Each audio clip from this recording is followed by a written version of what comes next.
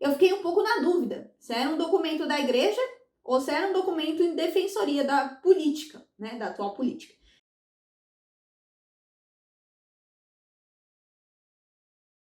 Fala, galera! Tudo bom? Meu nome é Juliana de Jesus Paixão, tenho 31 anos, sou católica apostólica romana e este canal aqui é dedicado a falar de Deus de forma direta e indireta para todo e qualquer tipo de pessoa.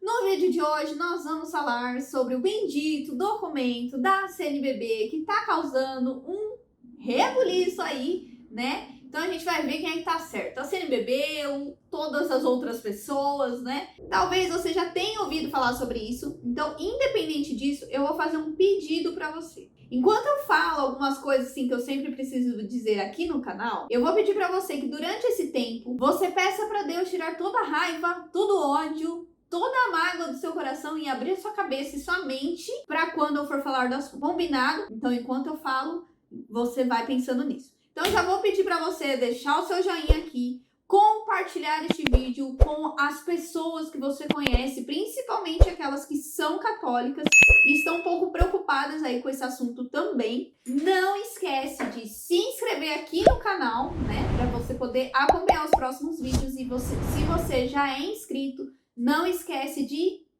ativar o sininho. Estamos com quase 2.000 inscritos e nós agradecemos muito por você fazer parte deste mundo aqui. Um adendo aqui. Se você quer comentar, você vai ficar à vontade, mas pelo santo amor que você tem a Deus, não precisa me xingar, não precisa tratar mal os irmãos. Você concordando comigo ou não concordando, ou concordando com eles ou não, ok? Vamos ter postura de cristãos católicos e não de crianças de quinta série. Combinado? Então vamos para o assunto? Bora para o assunto. Ontem na internet pipocou aí alguns vídeos, postagens, mensagens sobre um documento vazado da 60ª Assembleia Geral da Conferência Nacional dos Bispos do Brasil. A famosa, amada, só que não, CNBB. Que é realizada lá em Aparecida, né? Então ela começou no dia 18 e vai até o dia 28 de abril deste ano, né? Esse documento, ele acabou atacando aí muitos canais católicos, influencers e principalmente movimentos carismáticos e também tradicionalistas. Ou seja, de um lado ficou a CNBB com a Teologia da Libertação e o resto ficou todo o resto da igreja. Então, eu consegui o acesso de um deles, né? Eu vi uma imagem aí rodando sobre a quantidade de palavras. E aí eu fui fazer a contagem dessas palavras do documento que eu consegui e não estava batendo os números. E eu vi alguns comentários também que estavam um pouco confusos. Falavam do documento, mas tinha algumas coisas que eu não estava encontrando no documento. Aí depois de algumas horas, né? Eu descobri que tinha outro documento e que tinha, sim, a quantidade de palavras que foi divulgada aí na internet, né? Tipo, Deus, quantas vezes apareceu Deus no documento, enfim. E aí, depois de algumas horas, eu fui entender o que estava acontecendo. E agora que ficou mais claro, eu vim aqui para gravar o vídeo e falar com você para a gente poder entender o que tem no documento e também a gente refletir. Os bispos do Brasil, né, como eu já falei, eles estão reunidos lá do dia 19 de abril e vão até o dia 28, né? Ou seja, vai ter mais treta, né? Porque sempre tem treta dessas assembleias. E o que acontece? Lá eles vão definir algumas questões estruturais da conferência, tem algumas eleições, novas diretrizes, reflexão e debate também de alguns temas, né? Para que os bispos possam atuar dentro das suas dioceses. Inclusive, até a leitura do novo missal, né? Teve, então, depois de 20 anos aí, em relação à tradução, teve a questão da leitura do novo missal, né, que as paróquias vão ter que se adaptar aí até o advento desse ano. Só que não dá pra gente falar aqui, porque por conta de toda essa confusão, a gente não vai conseguir falar disso aqui agora neste vídeo, tá bom? Enfim, um desses debates que tá envolto aí é de como lidar com as transformações sociais, políticas, religiosas, e enfim. Tudo que acontece no Brasil refletindo também com o contexto do mundo, né? E aí tem uma série de documentos que já foram elaborados com análises do que já aconteceu, diagnósticos, para que os bispos reflitam e debatam. Um desses documentos é a análise de conjuntura, que é o quê? a presidência nacional lá da CNBB, né, ela constituiu e nomeou no dia 21 de agosto de 2019 um grupo de trabalho que é composto por representantes universitários, né, então professores universitários, entidades da sociedade, de alguns organismos ligados à conferência, ou seja, a CNBB, né. Esse grupo, na somatória aí, né, ele soma questão de economia, direito, política, cultura, teologia, né, e tem como objetivo oferecer uma sistemática e uma periodicidade, assim, né, em relação à análise de conjuntura para os bispos brasileiros, tá? É importante destacar aqui que o material que é produzido, ele é fruto da reflexão desse grupo, então eles fazem todo o estudo, depois a reflexão, e eles são denominados o grupo de análise de conjuntura, né? E é dado lá para os bispos para que eles reflitam e debatam, né? Através da presidência da CNBB. Então, os conteúdos das análises não representam necessariamente o pensamento dos bispos, mas ele tem como objetivo analisar a conjuntura, né? Tudo assim, né? De forma com que a ação evangelizadora aconteça de maneira mais encarnada, levando em conta as grandes questões da atualidade e todo o contexto interno e externo do país, tá? A CNBB, ela disponibiliza os links para o acesso ao público. Assim também eles podem contribuir com essas ações, né, como eles falam, de forças eclesiais e sociais para buscar o protagonismo lá na construção de um novo tecido dentro da sociedade, né, de forma justa, fraterna e solidária. E o link dessa parte em que você tem acesso a todos os documentos, eu vou deixar na descrição também. Tem de vários outros anos lá, tá bom? O que gerou todo esse alvoroço? Foram 2 documentos, tá? Sobre os grandes desafios da sociedade brasileira. Ele tem 45 páginas, né? E ele foi montado ou disponibilizado no dia 14 de abril de 2023. Então, a Assembleia começou no dia 19, esse documento ficou pronto, né, 14 de abril de 2023. Esse está disponível na CNBB e é referente àquela contagem de palavras lá, né, Deus, Eucaristia, enfim.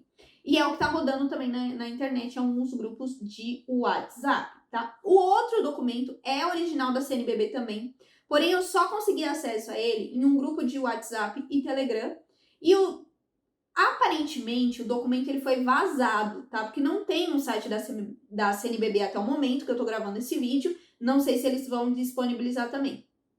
No caso desse documento, tem 40 páginas e não é referente a essa contagem de palavras. Então, o número de contagens ali tá diferente, tá?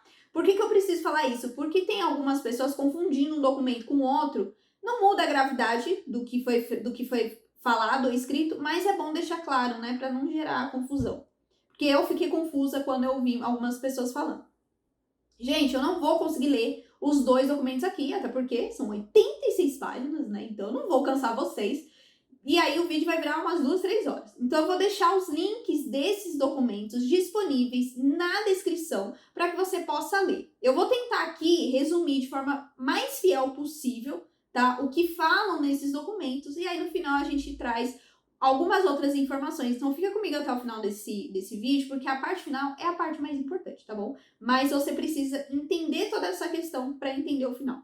Combinado? Então vamos lá. O documento de 45 páginas, ele tem como título Os Grandes Desafios da Sociedade Brasileira. Ele traz toda uma análise lá, né, histórica dos acontecimentos, do cenário do país e do mundo. Lembrando, esse documento foi disponibilizado dia 14 de abril de 2023, tá? Aí ele faz uma leitura de muitos cenários econômicos, social, político. Então, assim, todo documento, bem na verdade, ele é extremamente parcial, puxando a sardinha, elogiando, justificando a ação do governo atual, né? Que assumiu aí nesse ano. O ponto de partida desse documento são as eleições lá do ano passado, né? E também as manifestações, as famosas manifestações do dia 8 de janeiro. Aliás, esse ato foi o que mais gerou argumentos para esse e o outro documento também.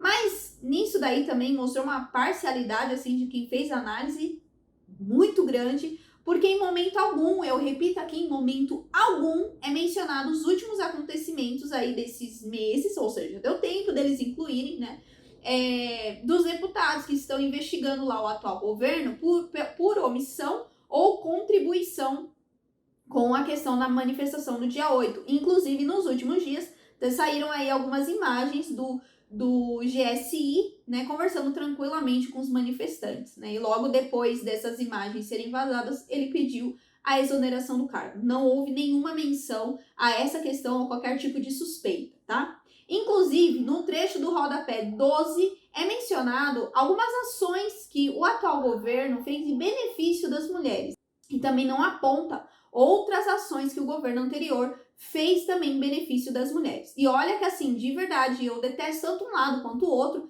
mas, né, o outro lado, o governo anterior também fez algumas coisas para as mulheres e não foi mencionado isso. Aliás, né, benefício para as mulheres, crianças, isso é obrigação de qualquer governo, né? Então, preservar o direito de qualquer pessoa é obrigação do governo, né? Então, ele faz toda uma leitura do cenário com os olhos de quem está do outro lado, o povo da esquerda, né? E o centro e a direita, eles são demonstrados nesse documento como os verdadeiros vilões e monstros que estão crescendo de uma forma muito desordenada, né, e de uma forma muito raivosa e cheia de ódio. Bom, de forma muito tímida, assim, eles chegam a mencionar na página 23 a seguinte frase, presta atenção, abre aspas, o governo Lula ainda não apresentou ao país um programa de políticas públicas ou iniciativas de leis para o enfrentamento do grave problema da corrupção brasileira. A ausência de um plano geral de ação soma-se à nomeação e manutenção do governo de ministros investigados, acusados e até condenados por corrupção.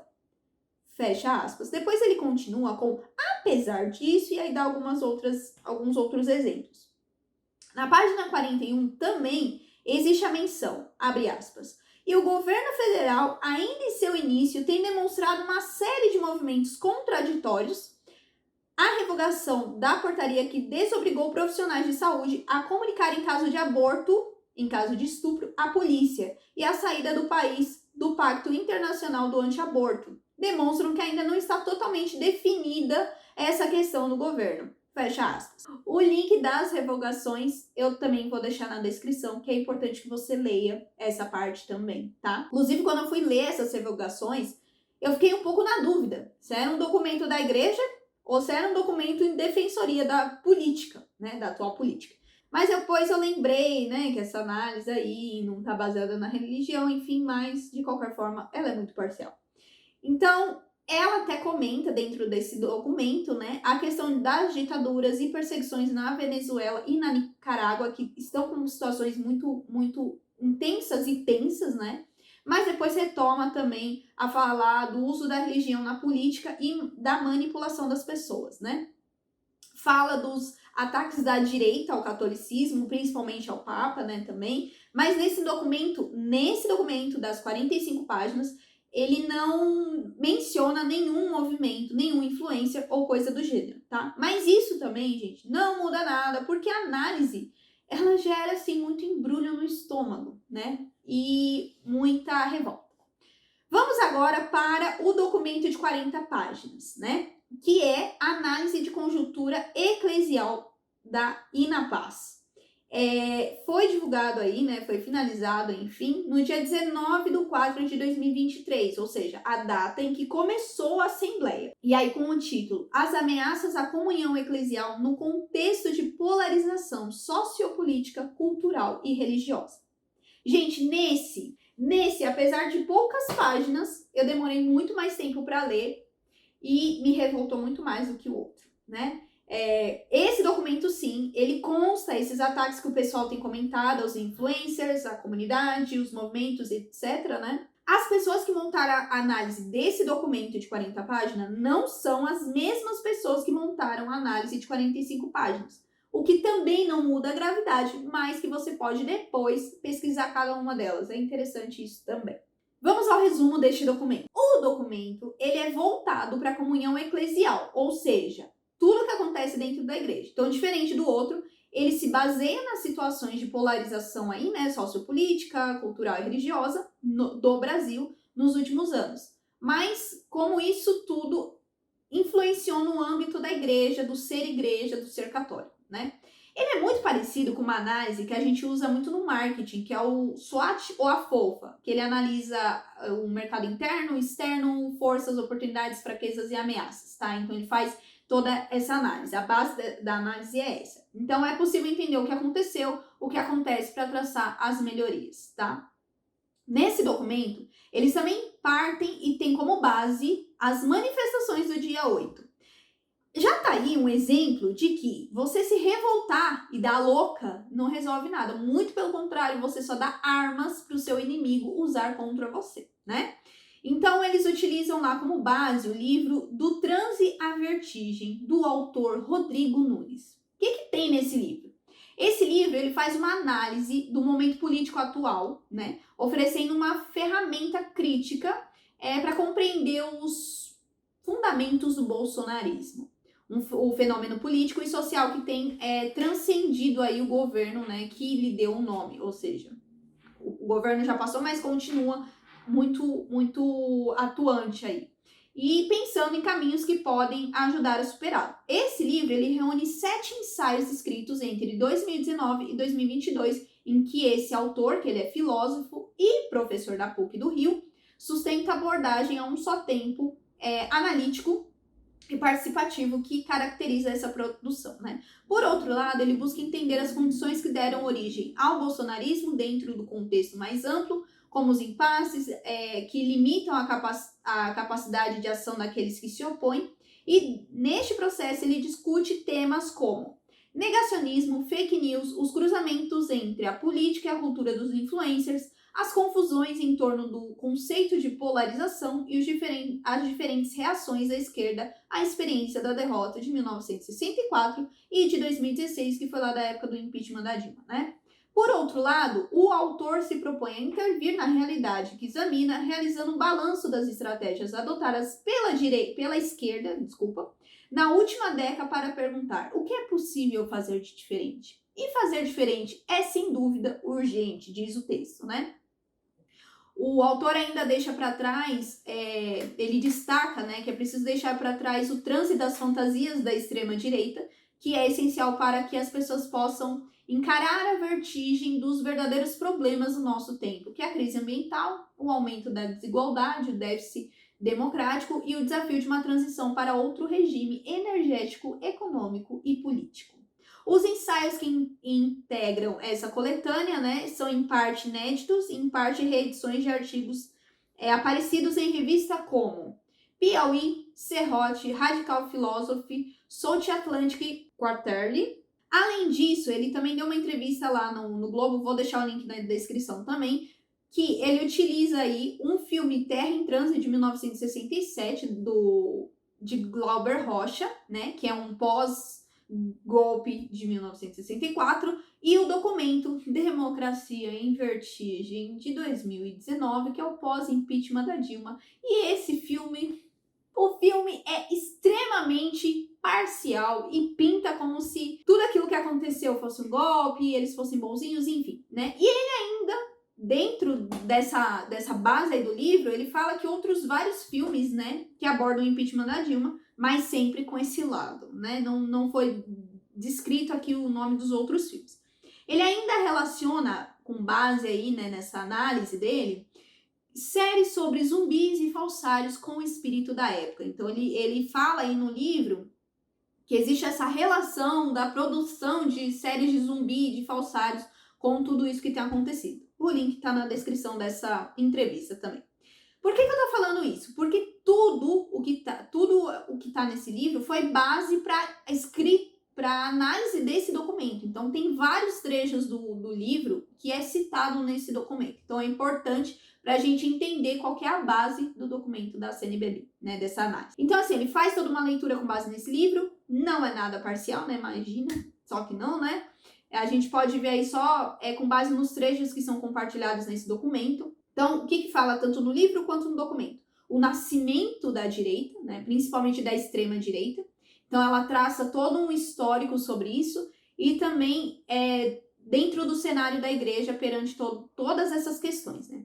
Além disso, ele argumenta que nesse período surgiu as polarizações, não, essa briga de direita e esquerda, né, que a gente conhece hoje em dia, e que também nasceu aí por meio da política e guerras culturais, né, muito mais que a política, ele fala. Então, nesse documento cita quais são os valores, né, da nova direita e o conservadorismo. Então, fala lá da questão da família, dos pró-vida, enfim, né, que se pauta e surgem.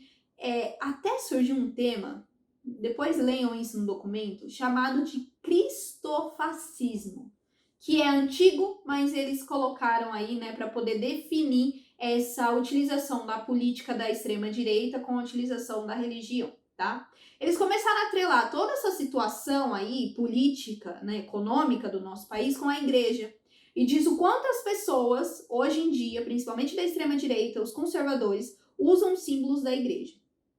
Como se a esquerda nunca, né, tivesse feito isso.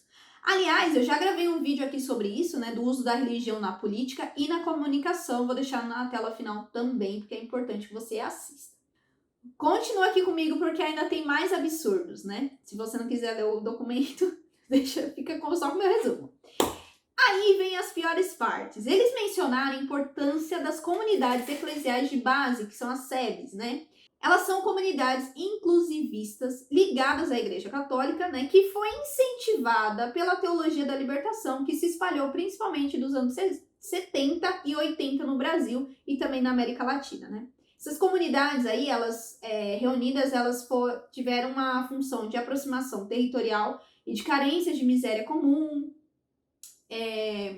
Foram compostas também por alguns membros insatisfeitos das classes populares, que também estavam vinculadas à igreja, né, ou à comunidade com fortes vínculos aí. O objetivo era a leitura da Bíblia, com articulação com a vida, com a realidade política e social, né, e diante das misérias cotidianas aí. Também foi mencionado sobre o movimento, também da mesma época, né, dos anos 70 aqui no Brasil, da renovação carismática católica, né, que segundo esse documento, ambas auxiliaram aí muito no pós-concílio Vaticano II. Então, lá mencionam também sobre a resistência, né, depois do concílio Vaticano II, da resistência de alguns grupos tradicionalistas e das suas cisões, né, que aconteceram na década de 90, que um deles fez até surgir os arautos do Evangelho. Então, eles vão discorrendo de todos esses momentos, né, e movimentos também, toda a evolução e o impacto deles no movimento, no mundo eclesial, né? E aí, lá na página 14, ele cita sobre a existência, né, meio que o nascimento da teologia da libertação, mas em momento algum foi mencionado o impacto negativo, que há um grande impacto negativo da teologia da libertação na igreja, né, que ela trouxe aí com o passar dos anos. Mas há menção sobre uma ação positiva da renovação, mas ela não tem tanta ênfase como essas comunidades bases aí eclesiais, né? Na página 15, ela menciona a briga entre teologia da libertação e os carismáticos, né? Que perdurou durante um tempo. E eles também mencionam, logo no início desse trecho, a importância das novas comunidades, das TVs católicas.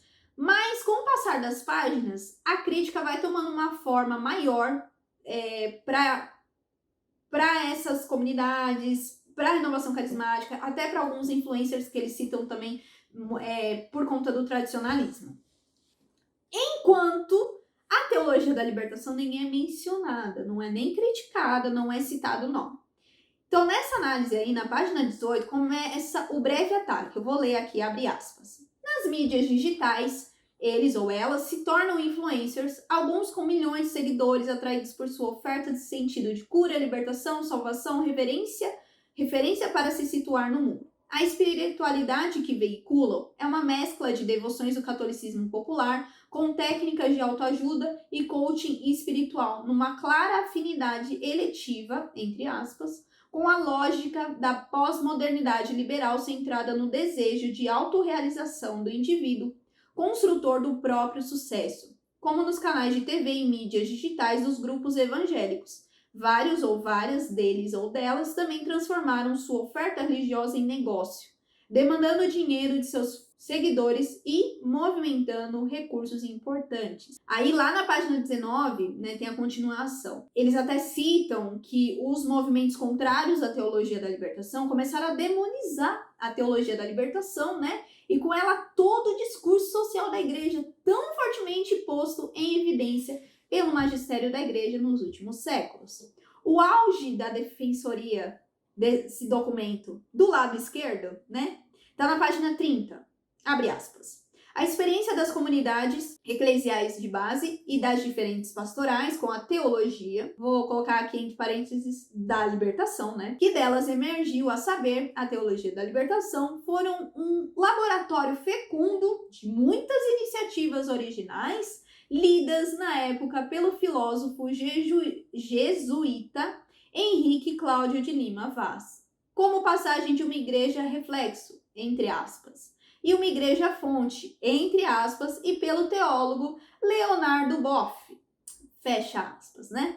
Só um adendo aqui, eu entendo, eu concordo que existem muitos que só falam de teologia da libertação. Já falei aqui isso em outros vídeos, mas eu não vi em momento algum, dentro desse documento, nenhum apontamento dos erros que a teologia da libertação comete, e ela comete muito. Teologia da libertação é essa que foi condenada por Bento XVI, e deixa eu, né, colocar o adendo aqui, teologia da libertação marxista, antes que alguém queira vir aqui me corrigir, né? Abre aspas, para Bento XVI. Mais ou menos visíveis feitas de rebelião, divisão, dissenso, ofensa, anarquia, fazem-se sentir ainda criando nas vossas comunidades diocesanas grande sofrimento e grave perda de forças vivas, fecha aspas. No final desse documento, eles começam a traçar um cenário de oportunidades ou ameaças, né? Como o núcleo eclesiástico pode agir diante dessas realidades novas de influências, né? Pessoas que usam símbolos da igreja, enfim. E eles se basearam muito na encíclica Fratelli Tutti, do Papa Francisco, né, de 2020. Então, eles mencionam 4 ações. Dentre elas, o cuidado com Nossa Senhora, a formação sobre Nossa Senhora, já que muitos têm utilizado ela como uma tendência de milagres e magia. 2. O combate às fake news diante da polarização, né? E aí foi o ponto mais crítico e que tem saído mais, assim, né?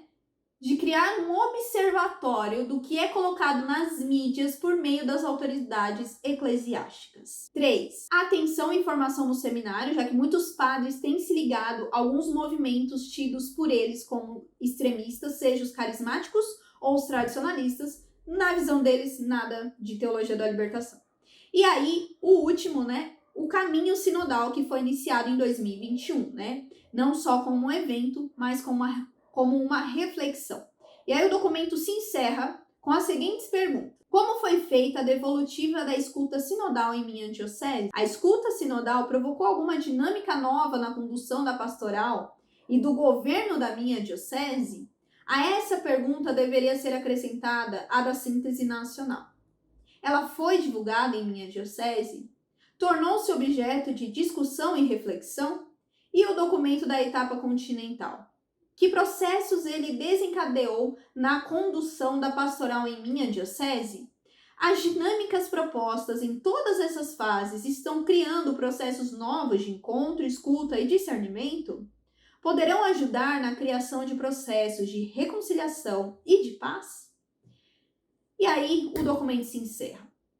Só por esse resumo, já deu para ver que a análise ela não está muito condizente aí com a realidade, né? Aliás, na página 22, a própria análise afirma que, abre aspas, o diagnóstico acima apresentado é parcial e necessita ser mais bem ilustrado com dados de pesquisa quantitativa e qualitativa. Fecha aspas. A gente percebeu que foi bem parcial. Bom, vamos então para o encerramento desse vídeo, né? Só para lembrar que esse é um documento, esse e o outro documento, os 2 documentos, é um grupo de análise, não é a decisão final da Assembleia, não é a decisão final dos bispos, até porque os bispos têm autoridade sobre a sua diocese de fazer ou não fazer questões que são diretrizes da CNBB, tá? Lembrando da hierarquia da igreja, papa, cardeal, bispo, padre, né? E aí vem todos os leigos e lideranças da questão dos leigos. Leigos são pessoas normais, como eu e você, assim, normais entre aspas, né? Que não são padres, não são bispos, não são cardeais, tá bom? Então vamos lá. Vamos encerrar o vídeo com a reflexão de tudo isso. Eu sei que esse documento, ele foi uma grande porrada no nosso estômago. Ele é preocupante, sim, né?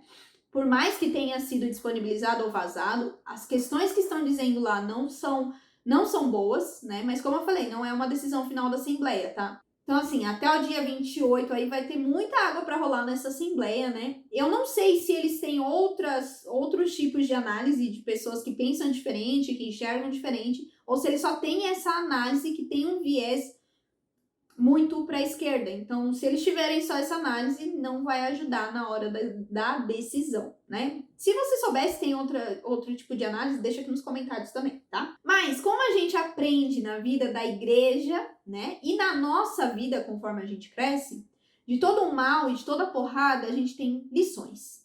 E eu lendo, relendo os documentos, eu li esses documentos inúmeras vezes. Eu fui dormir lendo esses documentos, as postagens, revolta de muitos, a decepção de muitos. Eu, Juliana, cristã católica, porque sim, eu sou cristã católica, né? Eu vejo dois pontos para esses lados da história, né? Então, CNBB, Teologia da Libertação, e todo o restante da igreja. Vejo dois pontos. Então, vamos para o primeiro ponto. Vamos aos bispos. Eles mencionam durante todo o documento que os influencers, TVs, comunidades, etc., menos a Teologia da Libertação, tá? Eles estão sendo conduzidos por valores da extrema-direita, do bolsonarismo, do conservadorismo, e que eles têm usado a fé para isso, né? Eles alegaram até mesmo que eles deixam a doutrina social da igreja de lado. Só que o que não tem nesse documento é que muitas comunidades, inclusive Canção Nova, eles têm trabalhos sociais incríveis e muito importantes, tá? Eles se empenham para levar Jesus de inúmeras formas, inclusive a social. Não é só a teologia da libertação marxista que se preocupa com isso, não. Enquanto a teologia da libertação, ela ama usar uma revolução que Jesus não pregou na Bíblia. E aí, se você for bispo e estiver assistindo esse vídeo, eu pergunto para vocês enxergam isso? Quantas vezes vocês denunciaram os abusos da teologia da libertação? Quantas? Vocês mencionam no documento, né, nessa análise, que não é a resposta final, né, que todas as pessoas falam ao coração e não à mente. Ou seja, esses influencers da comunidade, eles usam o emocional e etc. Eu concordo. Concordo que alguns fazem isso mesmo, né? Mas onde vocês, autoridades eclesiais, estavam quando o povo da igreja precisava de vocês para que falassem aos corações? Quantas vezes vocês de fato ouvem as pessoas da assembleia, os servos da igreja, ou vocês só ouvem aquelas pessoas que vivem grudados em você? Quantas vezes vocês ouviram as dores dos padres, as dores das paróquias dos padres, ou os movimentos, né? Mais do que ouvir o pessoal de fora, mais do que ouvir um político, mais do que ouvir um pensamento aí de esquerda ou direita. Se de fato essa direita exagerada e manipuladora dos símbolos religiosos existe e tomou conta, é porque uma teologia da libertação abriu uma lacuna imensa no coração e na vida da igreja. No coração comunitário, na vida, seja individual ou também comunitária. A culpa não é do Bolsonaro ou do Lula. A culpa é da igreja que deixou essa porcaria dessa política tomar conta. A culpa é da igreja que não deu a César o que é de César e de Deus o que é de Deus. Vocês mencionam sobre os ataques de muitos tradicionalistas em relação ao Papa Francisco. Só que isso não começou agora. Quando Bento XVI, né, eu ouvi isso até alguns dias atrás, quando Bento XVI entrou, a mídia inteira começou a atacar ele. Poucos defenderam o Bento XVI. E aí, quando a mídia viu o rosto do Papa Francisco, achou que ele ia mudar a doutrina imutável da igreja, né? Que ia mudar as verdades de Cristo. Fizeram dele o ícone perfeito, fabricou e manipulou informações que ele não falava. Fizeram e aconteceram. E fazer com que muitos acreditassem, inclusive o pessoal da Igreja Católica. E vocês estavam aonde para desmentir tudo isso? Só um detalhe aqui, gente, eles mencionaram também que esses movimentos, eles perseguem a campanha da fraternidade. Olha só, autoridades eclesiais, não tem perseguição à campanha da fraternidade. Apesar de eu saber que tem gente que só foca nisso, eu sei disso. Só que desde a época da minha mãe, a campanha já não é mais aceita em muitas paróquias. A gente não gosta da campanha. Ela não leva a gente a refletir, pelo menos... Estou dizendo aqui por mim e pelas pessoas que eu conheço. Por que será? Será que é porque ela tem um viés político? Vocês já pensaram nisso? Ao ler esses documentos, eu revivi a minha pesquisa do TCC, da pós. Eu vou deixar o link aqui se você quiser ler e meditar, né? Lá eu acabei abordando exatamente os desafios da evangelização na era digital. E olha só o enorme problema que a gente está enfrentando. Eu sei que você não curte a CNBB, eu também não curto. E depois desses 2 documentos, só orando, só Jesus na causa. O problema é que muitos bispos, principalmente envolvidos na CNBB, e os que são da esquerda, né? Eles esqueceram a quem que eles estão servindo. Eles não ouvem a Assembleia, as suas dores, malemar, dão ouvidos a alguns padres. Gente, só um detalhe, não é geral dos bispos, tá? Alguns bispos fazem isso, outros não. Essas coisinhas que acontecem na internet, não acontecem só aqui. Isso acontece há anos, de forma presencial. Mas sabe por que elas só vieram à tona agora? Mas sabe por que eles não viram? Porque eles só se preocupam com essa porcaria de política, em que política eu vou ou não apoiar. Nós precisamos ficar muito mais atentos a isso. Isso não é o nosso essencial. A política não é o nosso essencial. Lá na página 11 do meu TCC tá claro isso, porque tem uma pesquisa sobre o universo dos sacerdotes. E eu tive, na época, baixíssima participação. O meu TCC foi de 2014, né? E o questionário enviei para 20 padres, só 5 responderam, e entre eles um bispo, né? O que demonstrou que aqueles que estavam à frente da igreja, eles precisam interagir mais com o público, ouvir mais, para que eles sejam animador da comunidade e dos membros, né? Isso está até dentro do Diretório da Comunicação da Igreja do Brasil, né? Mas... aqueles que participaram, eles mostraram o quanto a internet tem agregado na vida da igreja, né? Ficou claro que existem alguns pontos que precisam ser trabalhados e que os sacerdotes deveriam ter uma outra postura diante dessa missão de evangelizar nas redes sociais. Então, se vocês querem um novo caminho para a igreja, olhem para essas pessoas que vocês estão acusando. Chamem elas para conversar. Por falta de escuta é que muitos se desviam. Jesus, quando se deparava com as pessoas, ele escutava. Até os fariseus que acusavam ele, eles escutavam. Agora vamos para o segundo e último ponto. Só que esse ponto é para mim e é para você. É para os movimentos, para a comunidade, para a renovação, para os tradicionalistas, seja lá você quem for. Você ficou bravo com tudo isso, né? É revoltante, não é? Eu fiquei também. Só que até que ponto isso é culpa minha e é culpa sua? Lembra que lá no começo eu falei que revolta não adianta nada? Muito pelo contrário, você dá argumento e armas para o seu inimigo usar contra nós? Eu não concordo com esse documento. Esse documento é vergonhoso, sim.